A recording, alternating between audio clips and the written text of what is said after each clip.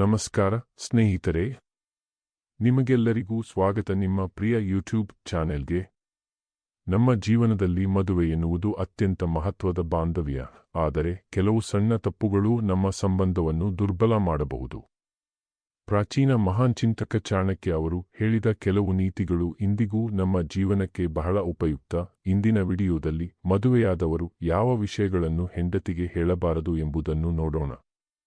ಮದುವೆಯಾದ ನಂತರ ಕೆಲವರು ತಮ್ಮ ಜೀವನದ ಎಲ್ಲಾ ವಿಷಯಗಳನ್ನು ಹೆಂಡತಿಗೆ ಹೇಳಬೇಕು ಎಂದು ಭಾವಿಸುತ್ತಾರೆ.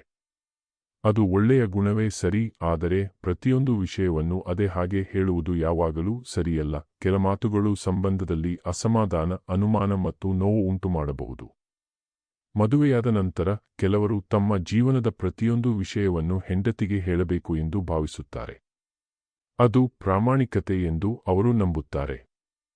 ಹೌದು, ಪ್ರಾಮಾಣಿಕತೆ ದಾಂಪತ್ಯ ಜೀವನದ ಮೂಲಸ್ತಂಭ. ಆದರೆ ಇಲ್ಲಿ ಒಂದು ಸೂಕ್ಷ್ಮ ಸತ್ಯ ಇದೆ. ಪ್ರತಿ ಸತ್ಯವನ್ನು ಹೇಳುವುದು ಅವಶ್ಯಕವಲ್ಲ, ಮತ್ತು ಹೇಳಿದರೆ ಅದು ಹೇಗೆ ಪರಿಣಾಮ ಬೀರುತ್ತದೆ ಎಂಬುದನ್ನು ಅರ್ಥಮಾಡಿಕೊಳ್ಳುವುದು ಇನ್ನಷ್ಟು ಮುಖ್ಯ. ಒಬ್ಬ ಹೆಂಡತಿಗೆ ಅವಳ ಕುಟುಂಬ ಅತಿ ಪ್ರೀತಿಯ ವಿಷಯ.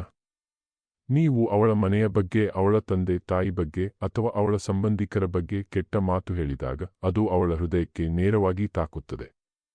ಅವಳು ಹೊರಗೆ ಶಾಂತವಾಗಿರಬಹುದು, ಆದರೆ ಒಳಗೆ ತುಂಬಾ ನೋವು ಅನುಭವಿಸುತ್ತಾಳೆ. ಸಂಬಂಧದಲ್ಲಿ ಗೌರವ ಕಳೆದುಕೊಂಡರೆ ಪ್ರೀತಿ ನಿಧಾನವಾಗಿ ಕುಸಿಯುತ್ತದೆ. ಆದ್ದರಿಂದ ಯಾವ ಸಮಸ್ಯೆಯಾದರೂ ಗೌರವದಿಂದ ಮಾತಾಡುವುದು ಅತ್ಯಂತ ಮುಖ್ಯ. ಈ ವಿಷಯಗಳನ್ನು ನೀವು ತಪ್ಪದೇ ಗಮನಿಸಿ, ಇಲ್ಲವಾದರೆ ಜೀವನಪೂರ್ತಿ ಪಶ್ಚಾತ್ತಾಪ ಅನುಭವಿಸಬಹುದು. ಮಾನವ ಜೀವನದಲ್ಲಿ ಸಂಬಂಧಗಳು ಅತ್ಯಂತ ಸೂಕ್ಷ್ಮ ಮತ್ತು ಅಮೂಲ್ಯ. ಅದರಲ್ಲೂ ಪತಿ ಪತ್ನಿಯ ಸಂಬಂಧವು ಅತ್ಯಂತ ಆಳವಾದ, ಭಾವನಾತ್ಮಕ ಮತ್ತು ನಂಬಿಕೆಗೆ ಆಧಾರಿತವಾದದ್ದು. ಈ ಸಂಬಂಧದಲ್ಲಿ ಪ್ರೀತಿ ಮಾತ್ರ ಸಾಕಾಗುವುದಿಲ್ಲ, ಅದಕ್ಕೆ ಜೊತೆಗೆ ಅರ್ಥಮಾಡಿಕೊಳ್ಳುವ ಶಕ್ತಿ, ಸಹನೆ, ಗೌರವ ಮತ್ತು ವಿವೇಕವೂ ಅಗತ್ಯ. ಪ್ರಾಚೀನ ಕಾಲದ ಮಹಾನ್ ಚಿಂತಕ ಚಾಣಕ್ಯ ಅವರು ಜೀವನದ ಅನೇಕ ಕ್ಷೇತ್ರಗಳ ಬಗ್ಗೆ ಅಮೂಲ್ಯವಾದ ಮಾರ್ಗದರ್ಶನ ನೀಡಿದ್ದಾರೆ. ಅವರ ಚಾಣಕ್ಯ ನೀತಿಯಲ್ಲಿ ಸಂಬಂಧಗಳ ಬಗ್ಗೆ ಹೇಳಿರುವ ಮಾತುಗಳು ಇಂದಿಗೂ ಅಷ್ಟೇ ಪ್ರಸ್ತುತ. ಅವರ ಪ್ರಕಾರ ಪ್ರತಿಯೊಂದು ಸತ್ಯವನ್ನು ಪ್ರತಿಯೊಬ್ಬರಿಗೂ ಹೇಳುವುದು ಬುದ್ಧಿವಂತಿಕೆಯಲ್ಲ, ಪತ್ನಿಗೂ ಸಹ.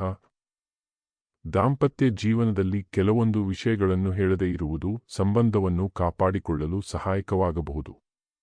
ಏಕೆಂದರೆ ಕೆಲವೊಮ್ಮೆ ನಾವು ಭಾವನೆಗೆ ಒಳಗಾಗಿ ಹೇಳಿದ ಮಾತುಗಳು ಮುಂದಿನ ದಿನಗಳಲ್ಲಿ ನೋವು, ಅನುಮಾನ ಮತ್ತು ದೂರವನ್ನು ಉಂಟುಮಾಡಬಹುದು. ಒಳ್ಳೆಯ ಗಂಡನಾಗುವುದು ಅಂದರೆ ದೊಡ್ಡ ದೊಡ್ಡ ಕೆಲಸಗಳನ್ನು ಮಾಡುವುದಲ್ಲ, ಸಣ್ಣ ಸಣ್ಣ ವಿಷಯಗಳಲ್ಲಿ ಸಂವೇದನೆ ತೋರಿಸುವುದು, ಗೌರವ ನೀಡುವುದು ಮತ್ತು ಪ್ರೀತಿಯನ್ನು ವ್ಯಕ್ತಪಡಿಸುವುದು. ಒಂದು ಸಣ್ಣ ಧನ್ಯವಾದ, ಒಂದು ಸಣ್ಣ ಕ್ಷಮಿಸಿ, ಒಂದು ಸಣ್ಣ ನೀನು ತುಂಬಾ ಮುಖ್ಯ ಎಂಬ ಮಾತುಗಳು ಸಂಬಂಧವನ್ನು ಬಲಪಡಿಸುತ್ತವೆ. ಜೀವನದಲ್ಲಿ ಪ್ರತಿಯೊಬ್ಬ ವ್ಯಕ್ತಿಗೂ ತನ್ನದೇ ಆದ ಅತೀತ ಅನುಭವಗಳು ಮತ್ತು ದುರ್ಬಲತೆಗಳು ಇರುತ್ತವೆ. ಮದುವೆಯ ನಂತರ ಹೊಸ ಜೀವನ ಶುರುವಾಗುತ್ತದೆ. ಈ ಹೊಸ ಜೀವನದಲ್ಲಿ ನಂಬಿಕೆ ಮತ್ತು ತೆರೆಯಾದ ಮಾತುಕತೆ ಮುಖ್ಯವಾದರೂ ಇದರ ಅರ್ಥ ಎಲ್ಲ ವಿಷಯಗಳನ್ನು ಫಿಲ್ಟರ್ ಇಲ್ಲದೆ ಹೇಳಿಬಿಡಬೇಕು ಅನ್ನುವುದಲ್ಲ.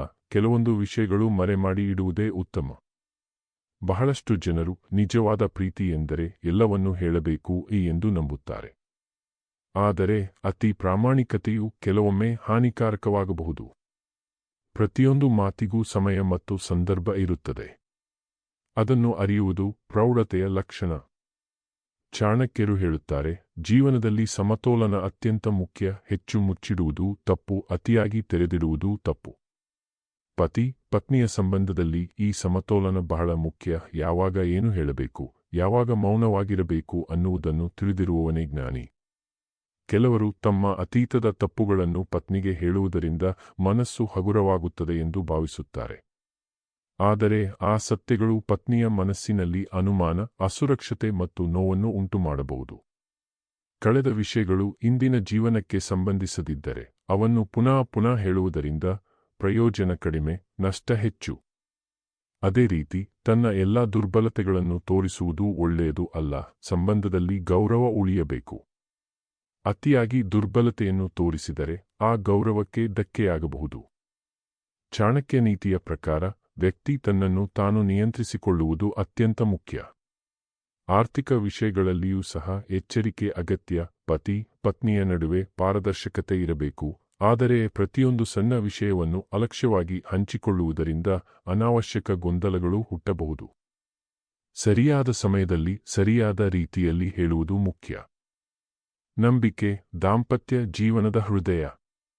ಆದರೆ ನಂಬಿಕೆ ಎಂದರೆ ಪ್ರತಿಯೊಂದು ಯೋಚನೆ, ಪ್ರತಿಯೊಂದು ಭಾವನೆ ಕೂಡಲೇ ಹೇಳಿಬಿಡಬೇಕು ಅನ್ನುವುದಲ್ಲ. ಕೆಲವೊಮ್ಮೆ ನಮ್ಮ ಮನಸ್ಸಿಗೆ ಬರುವ ಯೋಚನೆಗಳು ತಾತ್ಕಾಲಿಕವಾಗಿರುತ್ತವೆ. ಅವನ್ನು ತಕ್ಷಣ ಹೇಳುವುದರಿಂದ ತಪ್ಪು ಅರ್ಥಗಳು ಮೂಡಬಹುದು. ಪ್ರೌಢ ಸಂಬಂಧ ಎಂದರೆ ಮಾತುಗಳ ಮೇಲಿನ ನಿಯಂತ್ರಣ. ಯಾವ ಮಾತು ಹೇಳಬೇಕು, ಯಾವ ಮಾತು ಹೇಳಬಾರದು ಎಂಬ ಅರಿವು. ಪ್ರತಿಯೊಂದು ಸತ್ಯ ಹೇಳಲೇಬೇಕು ಎಂಬ ನಿಯಮ ಇಲ್ಲ. ಕೆಲವು ಸತ್ಯಗಳು ಮೌನದಲ್ಲೇ ಉತ್ತಮ. ಸಂತೋಷಕರ ಜೀವನಕ್ಕೆ ಸತ್ಯ ಮಾತ್ರ ಸಾಲದು, ವಿವೇಕವೂ ಬೇಕು. ಚಾಣಕ್ಯ ನೀತಿ ನಮಗೆ ಕಲಿಸುವುದೇ ಇದು. ಜೀವನದಲ್ಲಿ ಸಮತೋಲನ, ಧೈರ್ಯ ಮತ್ತು ಬುದ್ಧಿವಂತಿಕೆ ಇರಬೇಕು. ಪತಿ ಪತ್ನಿಯ ಸಂಬಂಧವನ್ನು ಗಟ್ಟಿಯಾಗಿ ಉಳಿಸಬೇಕಾದರೆ ಪ್ರೀತಿ ಜೊತೆಗೆ ವಿವೇಕವೂ ಅಗತ್ಯ. ಈ ಸಂಬಂಧ ತುಂಬಾ ನಾಜೂಕಾದುದು.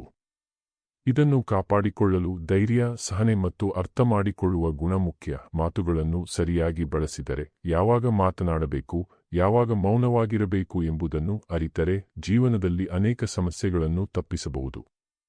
ಕೊನೆಯಲ್ಲಿ ಹೇಳುವುದಾದರೆ, ಎಲ್ಲ ವಿಷಯಗಳನ್ನು ಹೇಳುವುದು ಅಗತ್ಯವಿಲ್ಲ, ಎಲ್ಲ ಸತ್ಯಗಳನ್ನು ಹೊರಹಾಕುವುದು ಅಗತ್ಯವಿಲ್ಲ. ಸರಿಯಾದ ಸಮಯದಲ್ಲಿ ಸರಿಯಾದ ಮಾತು ಹೇಳುವುದು, ಇದೇ ನಿಜವಾದ ಜ್ಞಾನ. ಇದನ್ನೇ ಚಾಣಕ್ಯ ನೀತಿಯ ಸಾರ ಎಂದು ಹೇಳಬಹುದು. ಇದನ್ನೇ ಅನುಸರಿಸಿದರೆ ದಾಂಪತ್ಯ ಜೀವನ ಹೆಚ್ಚು ಸಂತೋಷಕರವಾಗುತ್ತದೆ ಮತ್ತು ದೀರ್ಘಕಾಲ ಬಲವಾಗಿ ಉಳಿಯುತ್ತದೆ. ನಿಮಗೆ ಈ ವಿಡಿಯೋ ಇಷ್ಟವಾದರೆ ಲೈಕ್ ಮಾಡಿ. ನಿಮ್ಮ ಅಭಿಪ್ರಾಯವನ್ನು ಕಾಮೆಂಟ್ನಲ್ಲಿ ತಿಳಿಸಿ.